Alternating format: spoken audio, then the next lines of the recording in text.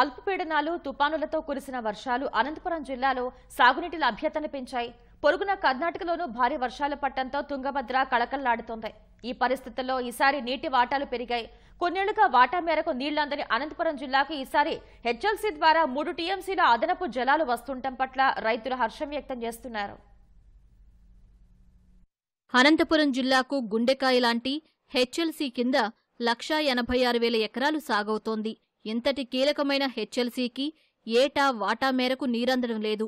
ఏడాదికి 29 టీఎంసీలు రావాల్సిన వాటాలో 22 నుంచి 26 టీఎంసీలు మాత్రమే వస్తోంది. అయితే ఈసారి 2 తుఫానుల రాకతో కర్ణాటక, ఆంధ్రప్రదేశ్లో భారీగా వర్షాలు పడ్డాయి.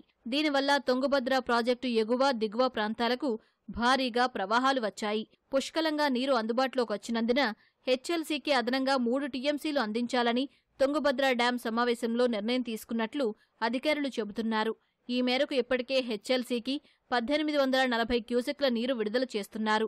కాలువ సామర్థ్యం 2,800 క్యూసెక్లు అయినప్పటికీ లైనింగ్, తూములు, వంతెనలు శిథిలమవడంతో తగ్గించి నీళ్లు వదులుతున్నారు.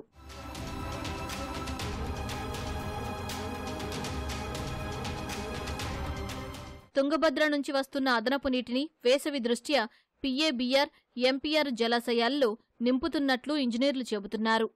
ఇంతవరకు మనం 23.75 టీఎంసీ దాకా వాటర్ డ్రా చేస్తున్నాము. మనకి ఇంకా 8 టీఎంసీ దాకా రావాల్సిన వాటర్ ఉంది. ఈ వాటర్ మనం జనవరి ఎండింగ్ వరకు వస్తుందన్న అంచనాతో ఉన్నాము.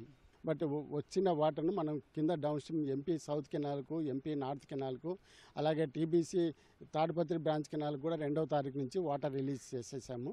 అలాగే అదే డిసెంబర్ 2వ తారీఖు నుంచి పిఏబిఆర్ రైట్ కెనాల్ ద్వారా కూడా 33 చెరువులకు నింపడానికి పిఏబిఆర్ డ్యామ్ నుంచి వాటర్ రిలీజెస్ కూడా చేస్తున్నాము. ఈ వాటర్ మనకు జనవరి ఎండింగ్ వరకు వస్తుంది. చుక్క నీరు కూడా అపురూపమైన కరువు జిల్లాకు 3 టీఎంసీల అదనపు నీరు అందుతూ ఉండటంపై అనంత రైతులు హర్షం వ్యక్తం చేస్తున్నారు.